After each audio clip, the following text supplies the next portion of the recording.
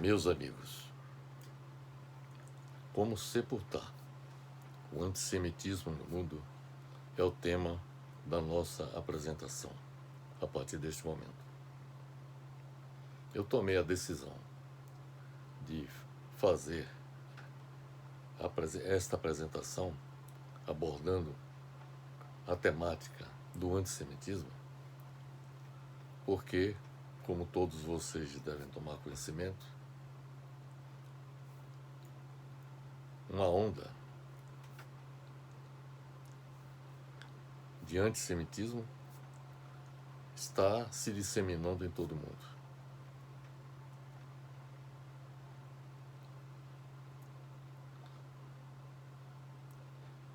E eu considero importante que todos nós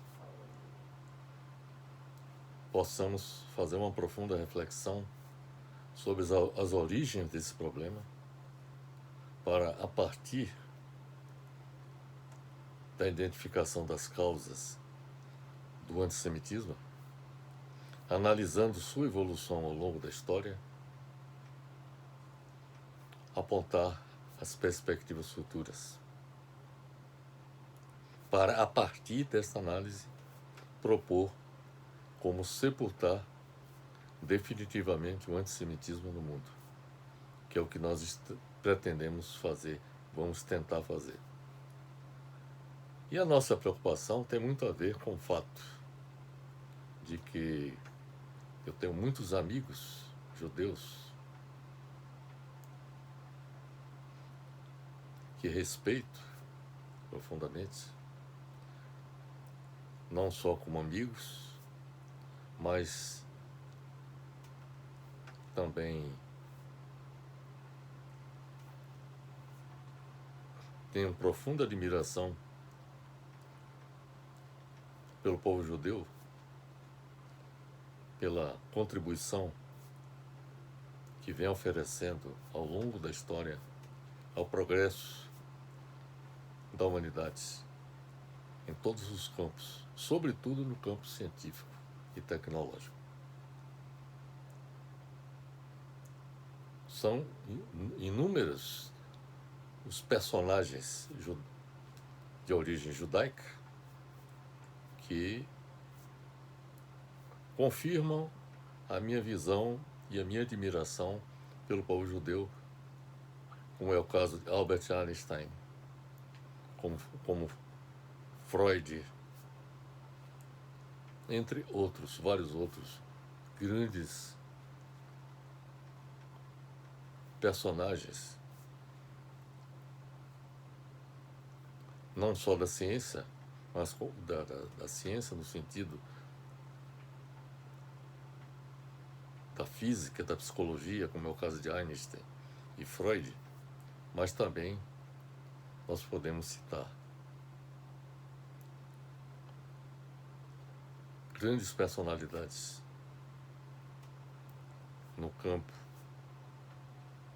da história, como é o caso de Karl Marx, que também era judeu. Então, Karl Marx deu uma enorme contribuição no sentido de interpretar o desenvolvimento do capitalismo.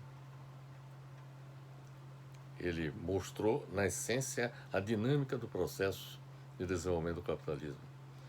Einstein desenvolveu a teoria da relatividade. E Freud é um dos gigantes da psicologia.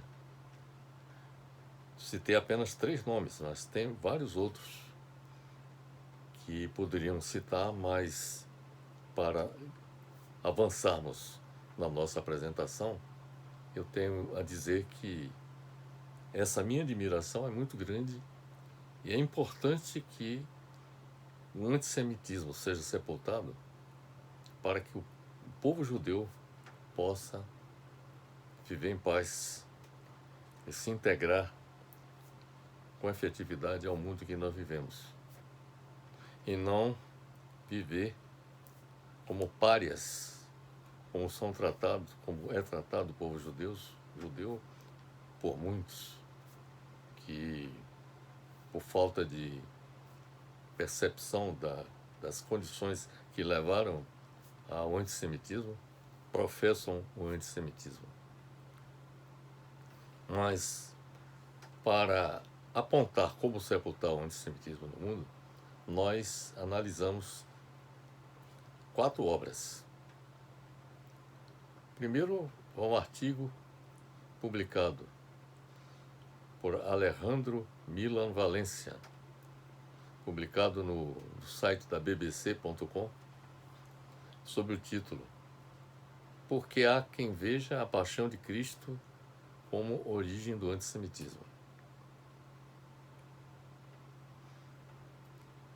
Outra publicação que nós analisamos tem um título Antissemitismo, Aprendendo as lições da história, que tem como autor Robert Badinter. Nós analisamos esse artigo que foi publicado pela unesco.org, no site da unesco.org. O terceiro artigo que nós analisamos tem como título Antissemitismo, e que foi publicado no site brasilescola.com.br, tendo como autor o professor de História Daniel Neves. Além desses artigos, nós analisamos o conteúdo do livro do grande historiador Richard Evans, cujo título é A Chegada do Terceiro Reich. Ele analisou a chegada do nazismo ao poder na Alemanha. E, como todos vocês sabem, foi na Alemanha que o antissemitismo atingiu o auge. Bem, como eu já lhes disse, o nosso objetivo é apresentar as causas do antissemitismo, sua evolução ao longo da história e suas perspectivas futuras, bem como propor como sepultar definitivamente o antissemitismo. O antissemitismo é um termo historicamente associado aos judeus. Antissemita é, segundo o dicionário, alguém contrário à raça semítica, aos semitas, especialmente aos judeus.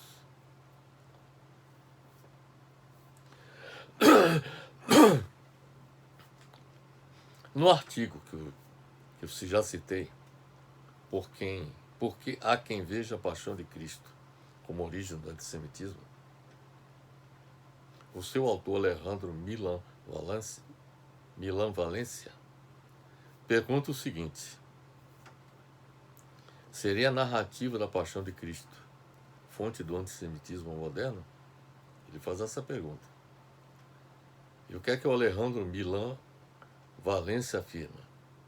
Ele diz que o antissemitismo surge com o antijudaísmo nos primórdios do cristianismo, porque antes do nascimento do cristianismo, a religião que prevalecia na Palestina era o judaísmo, que era professado, essa religião era professada pelos judeus. Claro que também tínhamos adeptos das religiões romanas. Quer dizer, o Império Romano também tinha as suas religiões, vamos dizer assim, os seus deuses, e que competia com o judaísmo praticado pelos judeus na Palestina, na época de Cristo. Então, o Alejandro Milan Valencia, ele afirma que o antissemitismo surge com o antijudaísmo nos primórdios do cristianismo. Segundo ele, existem registros documentados e vários escritos antigos que falam da rejeição e medo do povo judeu, o que é definido como antijudaísmo. Clássico. Há registros de escritores que culpavam os judeus pela morte de Cristo. Esta é possivelmente uma das origens do antissemitismo. Há registro de escritores que culpavam os judeus pela morte de Cristo.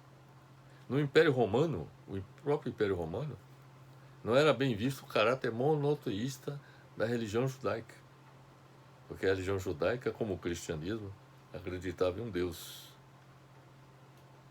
O Império Romano não via com bons olhos a religião judaica, e nem a crença de que o judeu era o povo escolhido por Deus, porque os judeus, até hoje, a religião judaica, o judaísmo, coloca que o judeu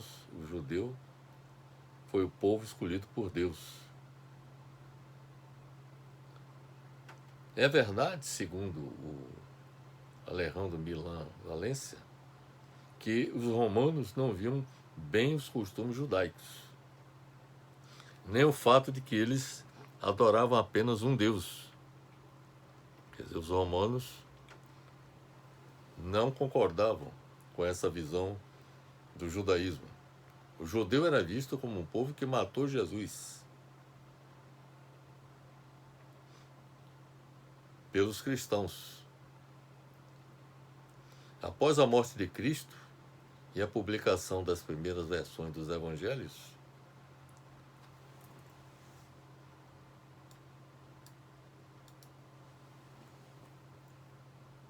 o sentimento foi ainda maior devido a textos como o de Justino e Santo Agostinho. Justino, que morreu por volta de 168 depois de Cristo, é reconhecido como um dos primeiros a fazer apologia anti-judaica, tendo indicado em vários textos que os judeus eram culpados de perseguir cristãos e que faziam isso desde que eles tinham matado Jesus. Essa expressão citada por Justino. Já Santo Agostinho, um dos principais pensadores cristãos da Idade Média, destacou ser necessário promover a coexistência pacífica com os judeus. Mas pesquisadores lembram que Santo Agostinho assinalou que, aí já Santo Agostinho afirmou isso, que eles não podem, ou seja, os judeus não podem escapar do castigo divino de serem culpados da morte de Cristo. Então havia essa visão naquela época dos cristãos, dos primeiros cristãos, de que os judeus eram culpados da morte de Cristo. Desde o século II, a Igreja Católica desenvolveu uma teologia altamente hostil ao judaísmo. O que se desenvolveu foi chamado de teologia da substituição. Com a chegada de Cristo, Deus teria substituído a antiga escolha. Essa é a colocação que os primeiros cristãos faziam. Deus teria substituído a antiga escolha ou preferência pelos judeus, com seu novo favoritismo para os cristãos. Então havia uma competição entre cristãos e adeptos do judaísmo. Muitos historiadores rejeitam a versão de que os evangelhos, os escritos de Justino, que deram ênfase especial ao papel dos judeus na paixão e morte de Jesus, e alguns textos de Santo Agostinho geram um sentimento anti-judaico. Segundo eles, a origem do antissemitismo está nos primeiros anos do cristianismo. Essa é uma visão de muita gente, de que o antissemitismo está na origem do próprio cristianismo, mas não tanto por causa da paixão de Cristo. Observe bem para isso. mas por causa dos debates que duraram séculos entre o judaísmo e o novo cristianismo. Quer dizer, uma competição entre as duas religiões. Isso significa dizer que a competição entre o judaísmo e o cristianismo estaria na origem do antissemitismo. Bem, esta é a primeira conclusão que nós podemos extrair a partir da leitura deste artigo. No artigo Antissemitismo, Aprendendo as Lições da História, seu autor, Robert Badinter, afirma que o antissemitismo não é um fenômeno contemporâneo. É um mal centenário. Desde a captura de Jerusalém pelo imperador Tito, em 70 depois de Cristo,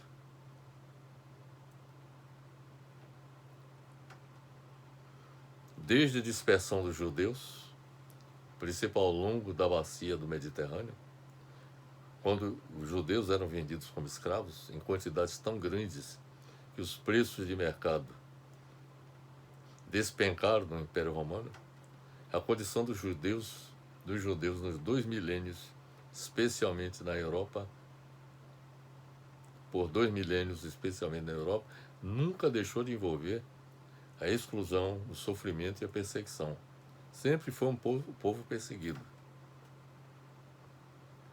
Robert Badinter, neste artigo, afirma que, desde aquele longínquo período romano, conhecemos 3 formas de antissemitismo. Observe bem o que ele falou.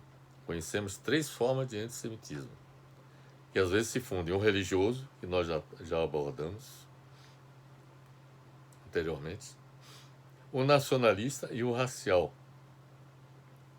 A primeira forma de antissemitismo é religiosa. Já falamos sobre isso.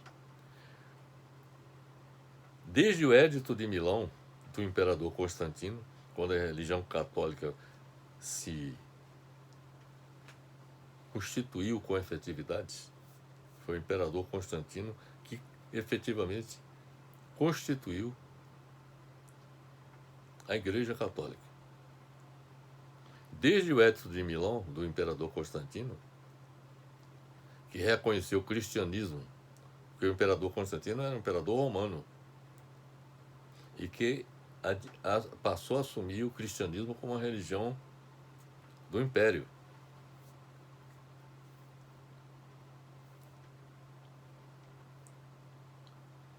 E o imperador Constantino reconheceu o cristianismo como religião oficial no ano de 303 depois de Cristo. O antissemitismo sempre se alimentou do ódio ao judeu. Observe bem para isso.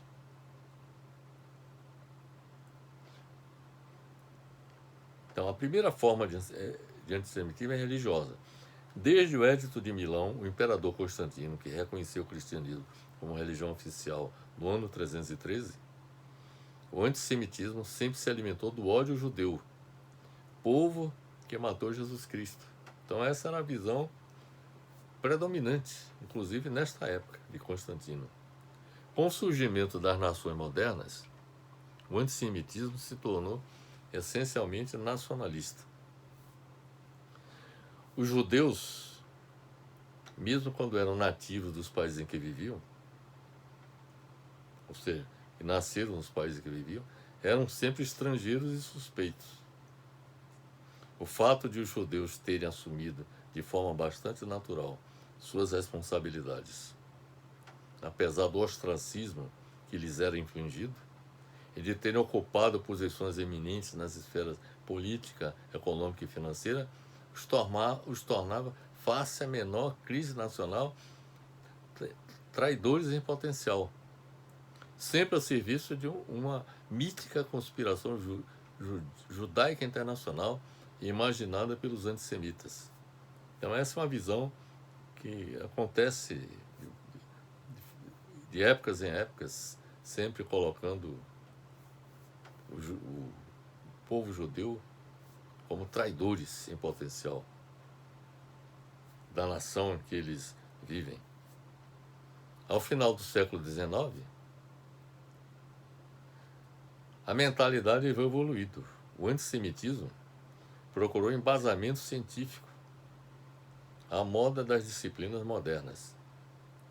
Ele então se tornou racial também.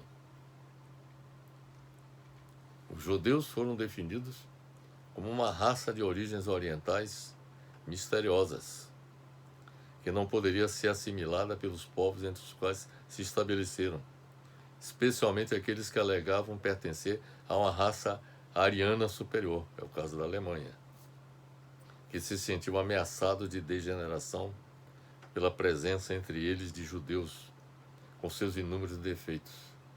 Desde o século XIX, o povo judeu começou a ser visto como uma ameaça econômica e política, que precisava ser erradicada. Isso na Alemanha. Quando se começa a falar sobre o antissemitismo moderno, é importante destacar que ele atingiu seu ponto máximo com o Holocausto nazista. Em outro artigo que nós analisamos, cujo título é Antissemitismo,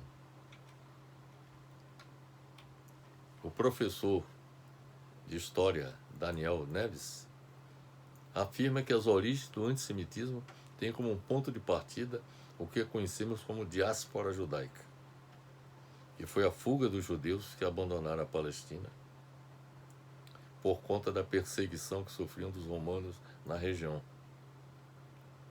Os judeus habitavam a província romana da Judéia e a sua luta pelo fim da dominação romana levou a uma forte repressão dos romanos, isso no século I depois de Cristo. Muitos dos judeus que fugiram da região se estabeleceram no continente europeu. E ao longo da Idade Média, essa grande presença fez com que eles fossem gradativamente perseguidos. Isto porque o sentimento de pertencimento dos judeus não estava ligado à terra, uma vez que eles tiveram que sair da sua, ou seja, da Palestina, mas sim a sua cultura e religião. Assim mesmo, integrados no continente europeu, os judeus faziam questão de diferenciar-se, preservando suas tradições e sua religião. A diferença de religião é considerada pelos historiadores um dos motivos da perseguição contra os judeus durante a Idade Média. Nessa época, eles em grande parte mantiveram o judaísmo, enquanto que a Europa era católica. O fato de que os judeus eram vistos como algozes de Jesus, observe aí a influência da visão religiosa, que vem desde seus primórdios, desde o nascimento do cristianismo.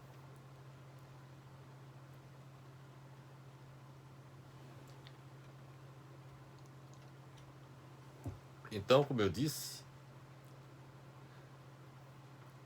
nessa época, eles em grande parte mantiveram o judaísmo, enquanto que a Europa era católica. O fato de que os judeus eram vistos como algozes de Jesus também reforçou essa perseguição. Isso explica porque alguns locais da Europa decidiram expulsar todos os judeus do seu território, como foi os casos do Reino Unido em 1290, a Espanha em 1492 e Portugal em 1497. A perseguição a essa população na Europa se estendeu da Idade Média à Idade Moderna. Observe-se que durante a pandemia da peste bubônica, a peste negra, os judeus foram acusados de causar a doença e foram perseguidos por isso. Diversas aldeias habitadas por eles foram atacadas no período. Foram acusados de serem responsáveis pela pandemia da peste negra. O desenvolvimento do Estado moderno e do capitalismo foi acompanhado pelo enriquecimento dos judeus.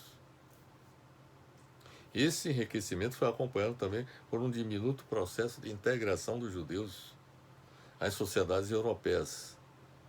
Assim, eles conseguiram formar negócios prósperos e ainda galgaram posições no interior das burocracias dos estados europeus. Além disso, como banqueiros, os judeus se tornaram credores dos estados nacionais. Essa também é uma das razões do ódio que muita gente pratica contra o povo judeu. No entanto, o antissemitismo ganhou muita força a partir do século XIX. O antissemitismo alcançou seu nível máximo na Alemanha nazista.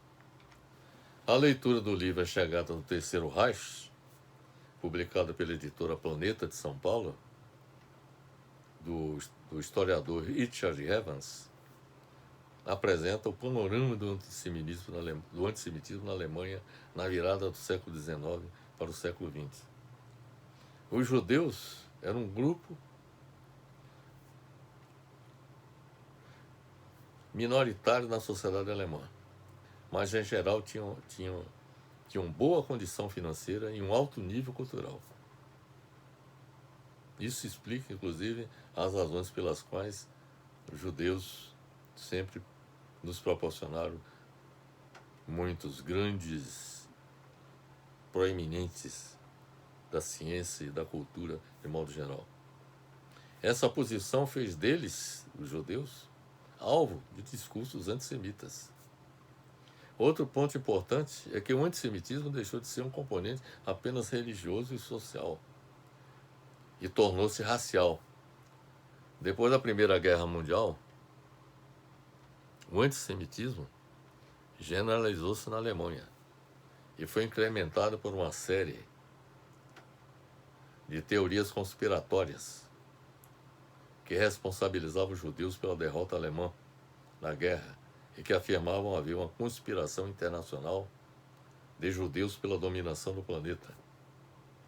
Quando os nazistas assumiram o poder na Alemanha, em 1933, a perseguição contra os judeus deixou o campo do discurso e começou a se tornar prática comum. Uma das manifestações da política antissemita dos nazistas foram as leis de Nuremberg, que retiravam a cidadania alemã de todos os judeus, étnicos ou religiosos, sancionadas na Alemanha em setembro de 1935. Ao longo da década de 1930, uma série de ataques contra judeus ocorreram na Alemanha. Negócios de judeus foram boicotados e a população judaica foi cada vez mais marginalizada. A violência alcançou grande dimensão em novembro de 1938, quando ocorreu a Noite dos Cristais, que foi um ataque coordenado contra os judeus, organizada pelo Partido Nazista, que autorizou que pessoas em toda a Alemanha atacassem residências e lojas de judeus, além de destruírem sinagogas. O antissemitismo nazista foi responsável por um dos maiores genocídios da história da humanidade. As ações antissemitas promovidas pelos nazistas se tornaram ações de extermínio deliberado dos judeus da Europa ao longo da Segunda Guerra Mundial. Essa situação foi resultado da denominada Solução Final, que era um plano nazista para o extermínio total dos judeus do continente europeu. Para tanto, os nazistas aprisionaram os judeus em campos de concentração, colocando-os em condições deploráveis e escravizando-os. Aos poucos, eliminaram-nos por meio de fuzilamentos. Estima-se que o antissemitismo nazista matou 6 milhões de judeus, além de outros grupos minoritários também executados ao longo do Holocausto. Já o antissemitismo contemporâneo, aí já é a nossa visão, está muito relacionado com o conflito Israel-Palestina, que passou a existir desde o final da Primeira Guerra Mundial. A derrota da Turquia, que era o Império Otomano, aliada da Alemanha, derrotada na Primeira Guerra Mundial, de 1914 a 1918, que exercia a dominação sobre a Palestina, teve consequências decisivas para o futuro dessa região. Após o conflito mundial, foi criado pelo artigo 22 do Pacto da Liga das Nações, que foi uma organização similar à ONU, que foi criada após a Primeira Guerra Mundial.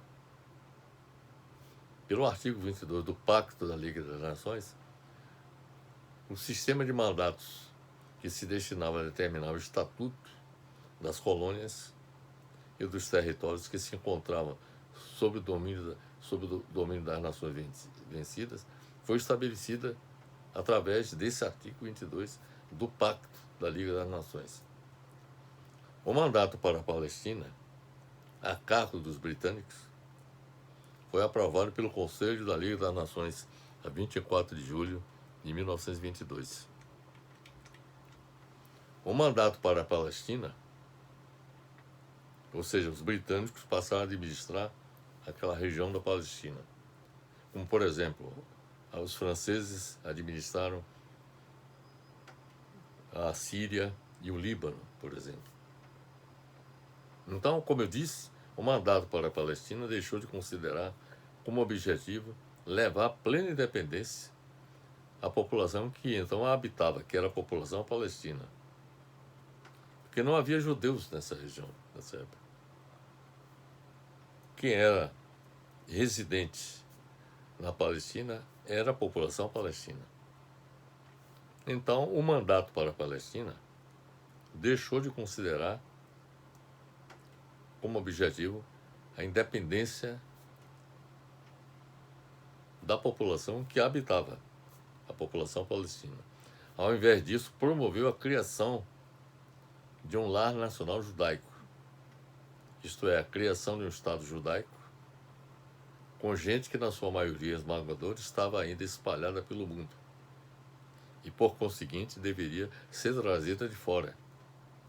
A Grã-Bretanha, potência hegemônica na época, prometeu à Federação Sionista Judaica que faria todo o possível para o estabelecimento de um lar nacional para o povo judaico, na Palestina, com a chamada Declaração Balfour. A Grã-Bretanha garantiu a criação de um lar nacional judaico na Palestina, com a chamada Declaração Balfour. O obstáculo que impediu o processo da independência da Palestina foi, portanto, o privilégio dado aos judeus para a criação do lar nacional para o povo judaico nesse país. Após a Declaração Balfour, as organizações judaicas aproveitaram as infraestruturas administrativas e econômicas que o mandato colocou à sua disposição para acelerar a realização do projeto de criação do Estado judeu na Palestina. Para isso, intensificaram a imigração dos judeus da Europa Oriental e Central para a Palestina, em 3 momentos.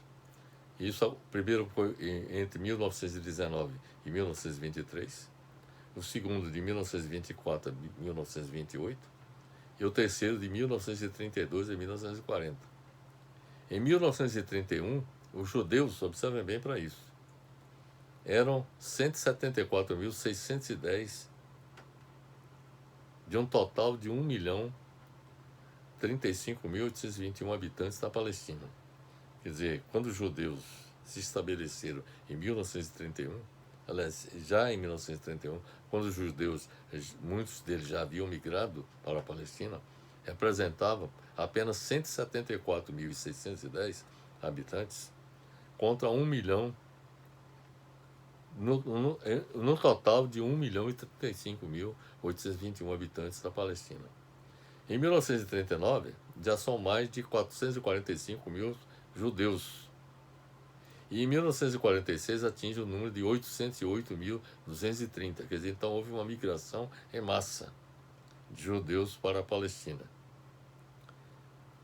E o total de habitantes da Palestina era de 1.500.000 em 1939 e já tinham migrado para lá 445 mil judeus. Então, dominantemente a população da Palestina era de palestinos. Um total era de 1.500.000 e apenas 445.000 eram judeus. E em 1946, a população de judeus era de 808.230, de um total de 1.972.560 habitantes na Palestina. Então era a minoria os judeus. Na prática, houve uma ocupação progressiva da Palestina pelos judeus, pelos números que há pouco nós lhes apresentamos. A maneira como os vencedores da Primeira Guerra Mundial decidiram o destino da Palestina a favor dos judeus, servindo-se para isso da Liga das Nações, configuram a prepotência que caracteriza as relações internacionais. Os palestinos viram a negação do seu direito à independência no patrocínio que deram primeiro a Grã-Bretanha e depois a Liga das Nações ao projeto de criação do Lar Nacional Judaico na Palestina. Os palestinos se sentiram espoliados. Naturalmente, os palestinos se opuseram ao projeto de criação do Lar Nacional Judaico na Palestina, desde o primeiro instante, logo que tiveram conhecimento da Declaração Balfour, e tentaram por todos os meios impedir a sua realização, pois temiam que dela resultasse a sua submissão, não só política, mas também econômica aos judeus, passando assim do domínio turco, ou seja, do Império Otomano, para o domínio judaico, como intervalo britânico. Os palestinos apresentaram protestos contra a Declaração Balfour, à Conferência de Paz de Paris e ao governo britânico. A primeira manifestação popular contra o projeto de criação do Lar Nacional Judaico na Palestina teve lugar a 2 de novembro de 1918, primeiro aniversário da Declaração Balfour. Essa manifestação foi pacífica, mas a resistência logo se tornou violenta, expressando-se em ataques contra os judeus, que degeneraram em confrontos sangrentos. Houve motins em 1920, durante a Conferência de San Remo, que distribuiu os mandatos da Liga das Nações. Em 1921 ocorreu também motins, em 1929, 1933. De modo geral, as erupções de violência eram cada vez mais graves, à medida que o mandato britânico se prolongava e a colonização judaica se estendia e fortalecia. Os acontecimentos desenrolavam-se segundo a sequência que se tornou habitual. A resistência palestina aconteceu também na revolta de 1936 a 1939. Em abril de 1936, distúrbios locais entre árabes e judeus degeneraram numa revolta generalizada dos palestinos. A revolta já não visava só a colonização judaica. Dirigia-se, sobretudo, contra as autoridades britânicas, o poder estrangeiro, de quem os palestinos exigiam a constituição de um governo nacional. As autoridades britânicas responderam com uma repressão violenta e os judeus com represálias. Tendo chegado à conclusão de que os palestinos não renunciariam à independência, os britânicos encararam em 1937 a hipótese de dividir a Palestina em dois estados, um palestino e outro judaico. Essa solução não satisfazia nenhuma das partes, não foi aceita por nenhuma das partes. Os judeus não aceitavam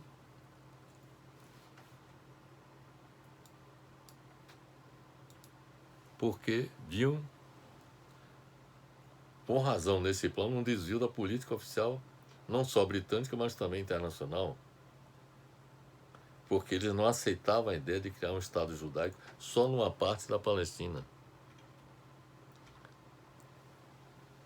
O que aparentemente significaria renunciar à reivindicação que os judeus faziam da totalidade do país. Os palestinos, por sua vez, não renunciavam ao seu território. Essa divergência se mantém até os dias de hoje. A diáspora judaica começou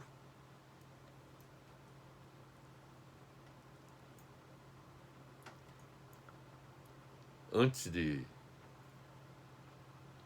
do ano zero, ou seja, antes do nascimento de Cristo, muitos anos antes do nascimento de Cristo, essa diáspora judaica terminou em 1948, quando foi criado o Estado de Israel. Com a formação do Estado de Israel, em 1948, houve a ocupação da Palestina pelos judeus, quando muitos deslocados da Segunda Guerra Mundial e refugiados judeus migraram para o novo Estado soberano. Estima-se que 170 mil deslocados de guerra e refugiados tenham imigrado para Israel no período entre o final da Segunda Guerra Mundial e o ano de 1953. Estas são as origens do conflito Israel-Palestina, meus amigos. O Estado de Israel foi constituído e se fortaleceu, contando com o apoio político e militar das potências ocidentais, especialmente dos Estados Unidos, que o transformaram em ponta de lança de seus interesses no Oriente Médio. O mapa da Palestina tem se modificado ao longo dos anos, com o avanço de Israel sobre o território palestino. Pelo que acabamos de apresentar, fica claro que Israel usurpou, ocupou e construiu prédios em terras que não pertenciam a israelenses e tinham proprietários palestinos, regulares e legais. Os palestinos reivindicam estabelecer um Estado soberano e independente. Uma discussão em torno dessa solução ocorreu durante os acordos de Oslo, assinados em setembro de 1993, entre Israel e a Organização para a Libertação da Palestina, que permitiu a formação da ANP, Autoridade Nacional Palestina. Apesar da devolução da faixa de Gaza e de partes da Cisjordânia para o controle palestino, um acordo final ainda precisava ser estabelecido. E isso não aconteceu porque houve o assassinato do primeiro-ministro israelense, Yitzhak Rabin, que juntamente com Yasser Arafat da Palestina assinaram o Acordo de Oslo. Então, com o assassinato de Yitzhak Rabin, o acordo final não foi feito. Para isso, seria preciso resolver os principais pontos de discórdia, que são a disputa sobre Jerusalém, o destino de refugiados palestinos e o fim dos assentamentos judeus na Cisjordânia. Apesar de vários outros acordos e planos de paz, como os de Camp David e das negociações do chamado Quarteto para o Oriente Médio, formado pelos Estados Unidos, União Europeia, Rússia e ONU, a situação ainda se encontra em um impasse. Um fato evidente, meus amigos, a história de Israel tem girado em torno de conflitos com palestinos e nações árabes vizinhas, que vêm sendo sacudidos por guerras e confrontos entre judeus e árabes, que não concordam com a divisão territorial das antigas terras palestinas, como que se estabelece no momento atual. Desde a criação do Estado de Israel, o conflito que o opõe aos palestinos tem sido o epicentro de um conflito entre Israel e o conjunto dos países árabes, com fortes repercussões mundiais. Houve guerras com o Egito, a Jordânia, a Síria e o Líbano, mas sem que a tensão na região diminuísse. Durante esse período, Israel ocupou a península do Sinai, que pertence ao Egito, ocupou a Cisjordânia, a faixa de Gaza, as colinas de Golã e o sul do Líbano, depois da Guerra dos 6 Dias contra o Egito, a Síria e a Jordânia, em 1967.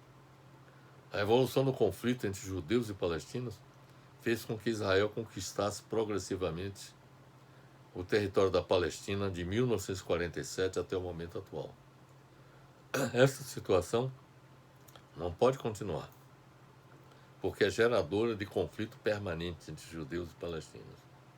E isso é o que se constata para todos aqueles que acompanham os episódios no Oriente Médio, os conflitos no Oriente Médio. No momento atual, Israel se defronta com os palestinos do Hamas, na faixa de Gaza, com seu poderoso exército que vem massacrando civis palestinos com armamentos ultra avançados. A carnificina que se vê hoje na faixa de Gaza nada tem de novidade, porque ela já ocorreu inúmeras vezes no passado em toda a Palestina. Embora desta vez o horror dos crimes contra a humanidade alcance novos e vergonhosos recordes. Com mais este morticínio, Israel se afasta cada vez mais da possibilidade de ser aceita pelos seus vizinhos como Estado regular permanente nessa região. Para integrar-se e sobreviver, esta é a minha opinião. Israel depende de ser aceita pelos povos que vivem na Palestina e no mundo árabe. Só há uma solução para o conflito da região: os judeus e palestinos celebrarem a paz e a conciliação. Enquanto não for solucionado este conflito, o antissemitismo tende a aumentar e se disseminar pelo mundo. O antissemitismo está crescendo no mundo devido, em grande medida, à postura belicista assumida pelo Estado de Israel em relação aos palestinos, desde sua criação em 1948. A explicação dada pelos dirigentes de Israel é de que eles têm agido com violência ao longo da história em resposta à violência dos palestinos e dos países árabes, desde a criação do Estado judaico. Entretanto, são os extremistas que têm governado Israel que contribuem para a existência de grupos extremistas entre os palestinos, como o Hamas, entre outros. Para construir a paz entre palestinos e judeus, a iniciativa deveria partir. Esta é a minha proposta. Para sepultar o antissemitismo no mundo, é preciso, primeiro, que acabar com... É necessário que Israel tome a iniciativa de construir a paz com os palestinos, para a paz entre judeus e palestinos. Deveria partir de Israel essa iniciativa, que só poderá acontecer se o povo judeu em Israel e no mundo inteiro repelir politicamente os setores extremistas que exercem o poder no país e constituir um governo que busque a conciliação dos judeus com o povo palestino.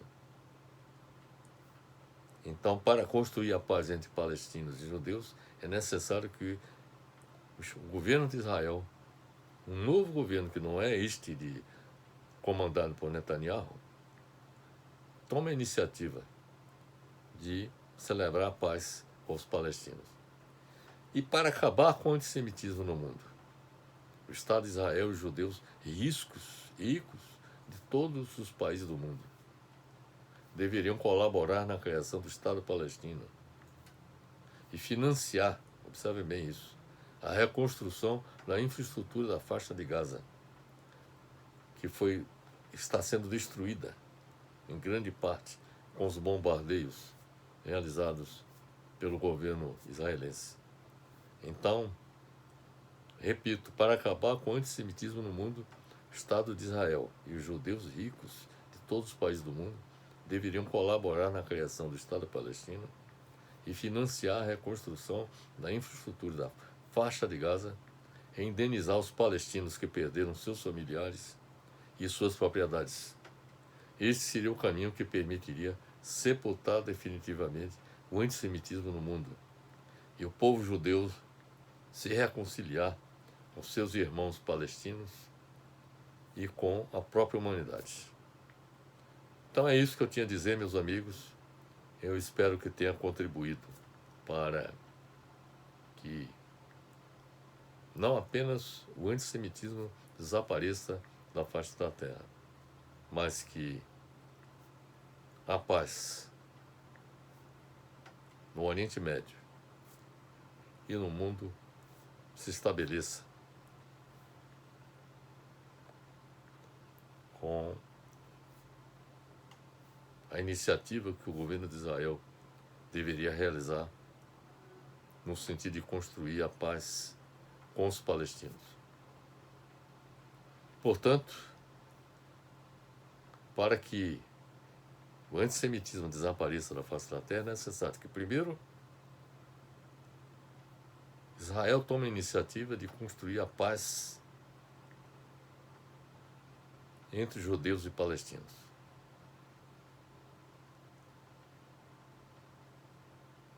Para que isso aconteça, seus atuais governantes deveriam ser substituídos por governantes que sejam defensores da paz na região. Em outras palavras, é necessário afastar os belicistas que estão no poder em Israel. Em segundo lugar,